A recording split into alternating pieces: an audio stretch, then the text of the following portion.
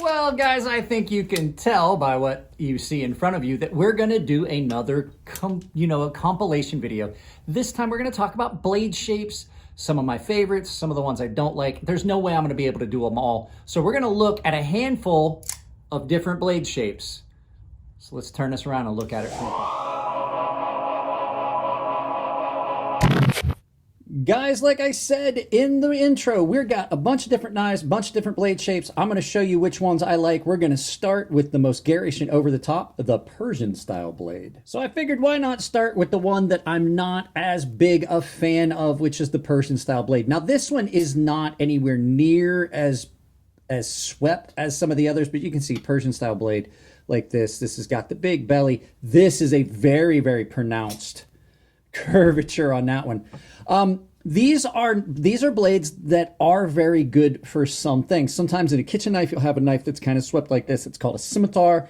This looks like a scimitar sword, which is comes from the Middle East. But they are very good if you're processing meat and cutting around things because they have got all belly all the time. This one's not as pronounced. It has a little bit of a flat before it starts to sweep down, but it definitely from here down is all belly. Now that's good for a lot of things, but for my personal preference, I like to have a little bit of a flat area here to use. But these are, I will tell you, some very, very good knives to do long sweeping cuts with, especially, like I said, for processing meat. They have kind of fallen out of popularity with a lot of people because a lot of the things we do these days do not require as much belly. But this is a knife right here, this Odd 22, that because it's kind of a modified Persian style blade where it's not near as pronounced as this, you could use this for a lot of tasks. This would be okay for a campsite. You could use this if you're a hunter, you've got some flat for doing stuff, and then you've got belly for skinning out animals. So these blades are not something that I find is useful, but I do have to say they do have an attractiveness and an appeal to it. This is a very striking knife. Like I said, this is probably the most garish. And you do have some benefits because of the radius. You wind up with a point here that kind of breaks through when you're cutting into something. It kind of breaks through the surface tension of the material. So Persian blades, a lot of people like them. I'm not a super big fan of them, but I can say I find them to be attractive. So there's your Persian blades. These are Wharncliffes, and currently Wharncliffe blades are my favorite blade shape. I had avoided Wharncliffes for a long time. I don't know, I just didn't like the way they looked. I didn't think they were going to provide the functionality, and I like Wharncliffes enough that now I've designed a knife that has a Wharncliffe. This is one of the production prototypes of my sea snake. But really got me was this one, was the one that Elliot and my friends gifted me. With a Wharncliffe, you still have a very piercing point. You still have all the functionality you'd want, but you have this really straight edge on this that allows you to maximize your cut on some of these others. And this is why I don't like the Persians. When you're cutting, you cut to a point and then it slips off. With a Wharncliffe, you have that cutting. You can cut all the way to the edge, or all the way to the tip, I mean, and not lose any of your traction, and it continues to cut and maintain the cut and not slip off. So you really kind of maximize the amount of edge you have. The other thing I like about them is you can get up under things. Say you want to cut up under something but not cut what's below it, and you can definitely do that with Wharncliffe. You can slide this under and then slide the back of that knife across whatever it is you're cutting and not damage any substrate below. When they're done well, they are very attractive, and I find them to be some of the most functional blade shapes out there, and they do have a very, very unique look. But when you cut with them, there's just nothing you really can't do with this unless you're wanting to like process game and skin an animal, because that point is so straight and so piercing. But there's not much around a job site or a work day or an office setting that you can't accomplish with a Wharncliffe blade. Sheep's foot, pretty similar. You can see here's a sheep's foot. They are very similar in that fashion where they've got a nice straight and you can get up under things. That's one of the most functional things that you can do with a Wharncliffe that you cannot do with a lot of other knives, is just the control you have when you're cutting up under something and the control you have using that at the very tip to do some fine work if you need to. So Wharncliffe, one of my favorite knife shapes, or blade shapes, I should say. These are dagger bladed knives. Now, I don't find these, I think these are possibly the least functional blade that we're going to look at today. This is technically a dagger. This is Spartan. This is the Spartan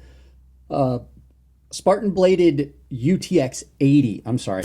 So UTX 85. This is a dagger. Typically, daggers have a central ridge, and then they're ground evenly from the central ridge down.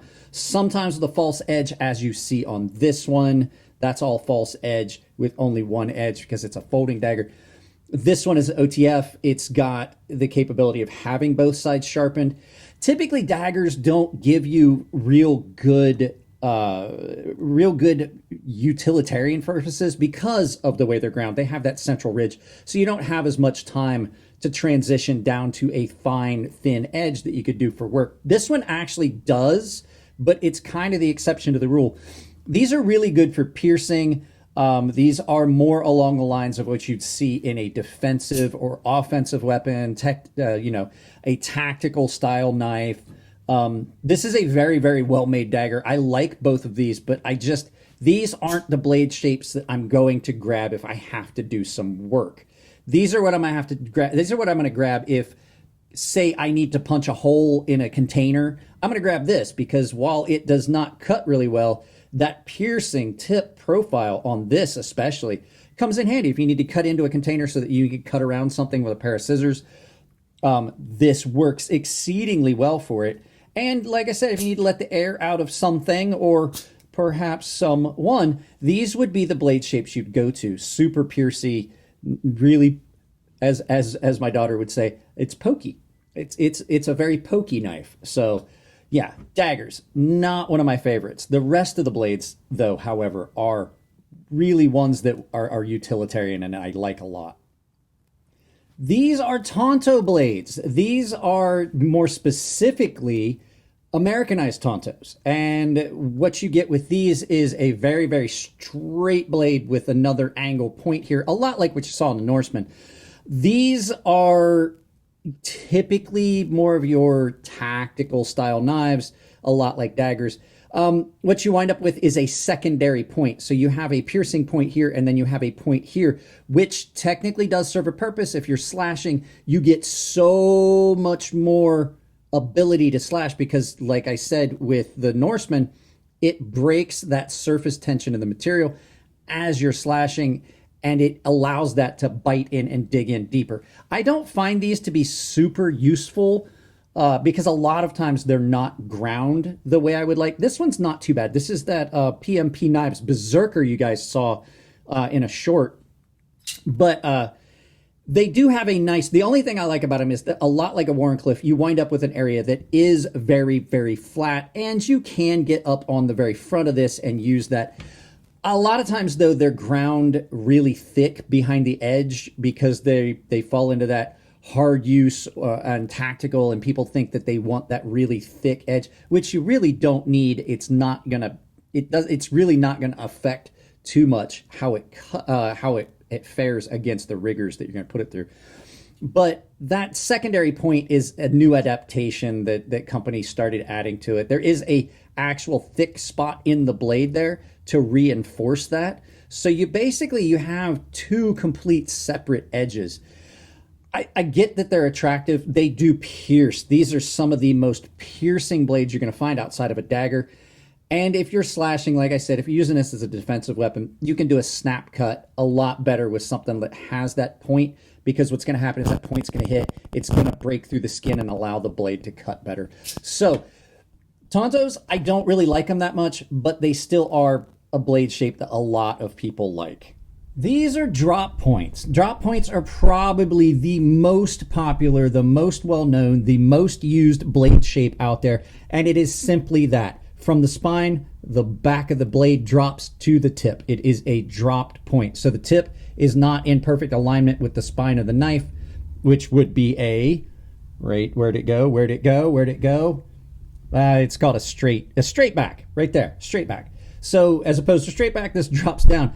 These typically are used because they provide the most benefit for everyone that would use the knife. You have a nice flat, you have some belly, you still have a piercing tip, you can get up on it and do some detail work at the tip, and they are attractive. They are an attractive edge, but they wind up being some of the most utilitarian knives out there. This is my Boker XL beg letter and my Sebenza, and these are two of my favorite drop points currently at the moment. They both spend a lot of time in pocket. But these are knife shapes that have been around, blade shapes that have been around for a long time. All of them, with the exception of like the Americanized Tonto, have been around for a very long time for various reasons. A lot of people, like I said, use these drop points because, one, they're readily available, they're easy to sharpen, they don't pose a lot of problems when it comes to blade shape and being stuck in a specific task like some of the other knives. And they allow you to get a knife nested in a handle so you can do pretty straight handles. You don't have to worry about the blade sticking up, and you don't have to take that into account. Drop points allow that blade to drop down and maximize the amount of edge you get. The only one that you can get more out of a folding knife in is a Wharncliffe because it's all the way down to here. So they are used a lot. They're really popular. They're some of my favorites out there, have been done in a drop point. So I do know there's a lot of other blade shapes like Hawkbills and modified, which, you know, like the Benchmade 940. I can't touch on all of them. The video would be too long. So there may be some future videos like this. So with that being said, even the knife is shocked. Let's turn this around and do some final thoughts and send you out about your day. So there you go, guys. That was like 5 or 6 of the blade shapes that are out there. My take on them, why I like them, why I might not like them. I do have to say, in all honesty, that the Wharncliffe is currently my go-to blade shape for any knife if I'm going to do a lot of work. I love all the others. I love my Norseman, but I don't think anything really for EDC purpose for me right now is gonna top a good Wharncliffe blade. So there you go, guys. That's it on this one. If you like the content, give it a thumbs up. If you don't like the content, give it a thumbs down, but please try to tell me why. I can't change it if you don't tell me what you don't like. If you want to support the channel, simple as like, share, subscribe, drop a comment, hit the bell icon. If you hit the bell icon, make sure you've got it set to all, and make sure you've got notifications set on your device or you're not going to get notified. I don't know what's going on. It seems as though YouTube is not sending out notifications to you guys that I'm putting stuff up, so we'll see how that pans out, but the best thing you can do is just check the channel. Likes are the best thing you can do for any channel, not just mine. If you're watching a video for more than 30 seconds and you have not dropped a like, you're doing the channels you love a disservice. If you want to support the channel financially, bunch of affiliate links down below. Coffee brand coffee, 5% off your overall order. The Amazon affiliate links down below. Anything you purchase, it doesn't matter what it is, I still get credit for it. Don't even look at what you're clicking on. If you're gonna do some Amazon shopping, just go click on one of those Amazon affiliate links and then just do your shopping from there. And I do have a membership. It is tier-based. Everyone has access to my Gilded server, which, just like Discord, baseline and premium tier members are entered into giveaways I do on the Gilded server. And the premium guys have access to a sharpening tutorial series that's here on YouTube behind that paywall. Guys, that's it on this one. I love you all. Keep it clean in the comment section. Not only does it make it easier for me to moderate the channel, it makes sure that your comments get seen. If it's your birthday, happy birthday. I'll see you in the next video.